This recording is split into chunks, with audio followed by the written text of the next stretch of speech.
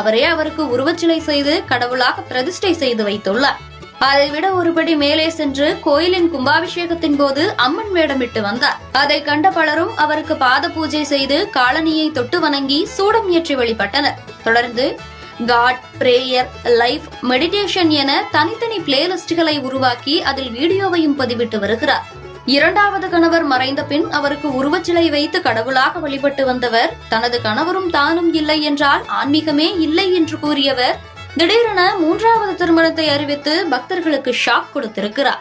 இந்நிலையில் திருவண்ணாமலை மாவட்டம் கீழ்பொன்னாத்தூரில் இன்று அவரின் மூன்றாவது திருமணம் நடைபெற்று முடிந்துள்ளது.